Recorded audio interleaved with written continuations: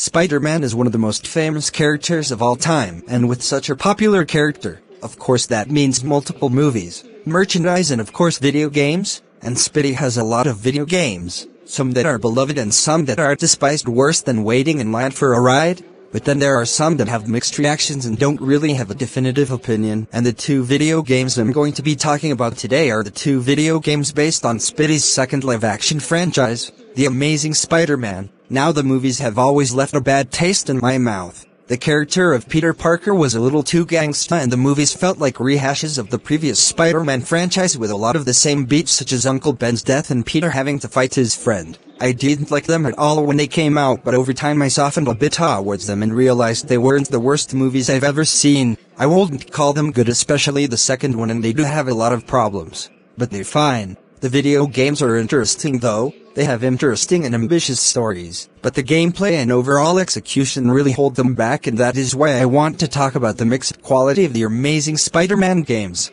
The story of the first Amazing Spider-Man game is not what you'd think. Just like any typical movie tie-in game, you'd expect it to follow the plot of the movie, but surprisingly it doesn't. It offers a completely original plot. It takes place after the first movie when Peter and Gwen sneak into Oscorp and discover that they're continuing Connor's cross-species experiments, and then they're shown different cross-species such as iconic Spider-Man villains like Rhino and Scorpion to original villains like Vermin, Iguana and Piranha, and when one of them senses Peter's genetics they go away and escape their cells, infecting everyone in the lab including Gwen. After Peter saves Gwen and gets her to a medical ward, it's up to him to go out and find the cure and bring all the cross-species back before the entire city gets infected with the help of a freed Dr. Connors. The story is really intriguing and creative and stands out as a unique one-of-a-kind Spider-Man story with a lot of suspense and most importantly stakes. The controls are solid. It's just the standard Spider-Man movements: left analog stick to move,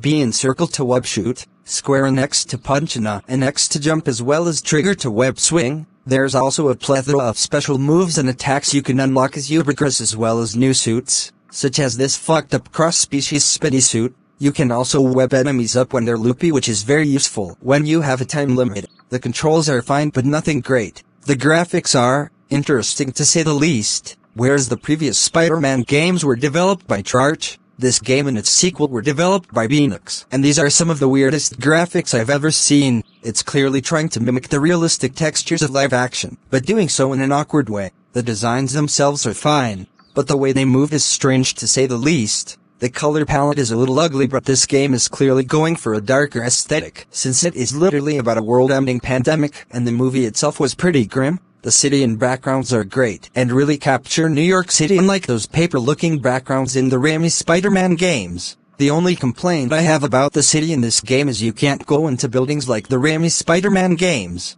There are times where you can go into a building when you start a mission, but as soon as you click on it you jump into a loading screen. Not remotely the same. The levels are a lot of fun and really exciting. They all have a similar format, but they all have unique features to them that make them memorable. The sewer levels are really exhilarating and challenging in the best way. The Oscorp building levels are exciting and cool, especially the Oscorp rehab facility with all the creative defenses you have to fight through and the puzzles you have to solve. The best levels though are by far the boss fights like Rhino, Vermin, Lizard, Scorpion, and especially the giant robots like the Snake Bot, and especially the Spider Bot in the second level. The fight is exciting and theatrical. Seriously, this is something that looks straight out of a big Hollywood blockbuster. It's that cool. Overall guys, The Amazing Spider-Man game is a valiant effort.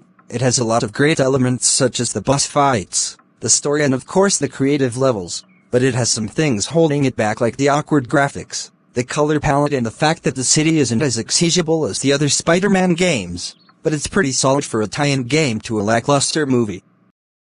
The Amazing Spider-Man 2 game is not as good. The graphics are slightly better and there is more color than the first, but the controls are still the same, and the issues of the graphics being awkward is still there, especially with the main characters. The story for the game is kind of a mashup of the movie's plot and an original plot, although it's not clear where it is on the timeline since Gwen is nowhere to be seen in this game. But the events of the movie, like Harry becoming the Green Goblin after Peter refuses to give Harry his blood and Max Dillon becoming Electro, still happen, which makes it seem like this is some strange alternate universe where Gwen died before the game and the events of the movie are happening alongside this new story involving Kingpin, Kraven and Carnage. and people thought the movie was overstuffed. Holy crap. Oh, and also out of nowhere, they decide to return to that subplot of Peter finding his uncle's killer, despite the fact it was never brought up in the last game and never ever concluded in the movies. The story is all over the place and doesn't really offer anything outstanding in terms of character development like the first game didn't. Because of that, the game's plot is forgettable. The game is almost exactly like the first in terms of its presentation and levels. There are a few minor differences, like the fact you can ask certain characters questions in multiple choice, kind of like in Ultimate Alliance 2, and unlike the first game you have a health meter. There's also this really annoying addition where if you don't help out citizens at certain times, this meter fills up, labeling you a menace, and thus whenever you're spotted by the city, the authorities will attack you and give you a hard time. So this game gives you no choice, unlike the first game, where the side missions were there, but they weren't mandatory like in this game. This game has a lot of stuff going on. Like I said, the plot of the movie is happening alongside the original plot of the game, starting off with Peter searching for his uncle's killer and finding him only for him to be taken out by a mysterious killer known as Creek, also known as the Carnage Killer Cletus Cassidy, eventually finding him and getting him caught, getting found by Kraven and training with him to stop a gang war going on in New York, as well as finding a way to stop Kingpin, to learning that Kraven has been secretly hunting you and is planning to make you his trophy. You encounter Black Cat, stop Kingpin, and finally fight Carnage and one final boss. Oh, and you also fight Electro and Green Goblin from the movie, since their stories are happening in between all of this. Way too much shit in this game. Now you'd think this would completely destroy the game, but honestly, it's not that bad. The controls are still solid, the environments are well done and more lively than in the first, and you get some cool additions like the Seismic Blast and a lot more suits, such as the classic comic suits like the Iron Spider, Big Time, and of course the best one in my opinion, Spider-Man 2099. The levels for the most part carry the same fun, energetic thrill that the first game had, and the bosses are still a lot of fun to fight. Electro and Kraven are both okay, but Kingpin, Green Goblin, and especially Carnage are incredibly fun bad guys to fight. There's even a cool reveal that one of the characters we meet in the game is actually a villain that I wish Sony would use in a Spider-Man movie, Chameleon, and the game ends teasing that Chameleon and Kingpin are gonna be the main villains in the supposed Amazing Spider-Man 3 game, but of course that didn't happen since the Amazing Spider-Man 2 underperformed. Sony cancelled all plans for that universe and the character would be implemented into the Marvel Cinematic Universe so that Sony could make some real moolah. It's sad we'll never see this payoff, just like when Deathstroke showed up at the end of Justice League. But at least we got some stellar Spider-Man games after this.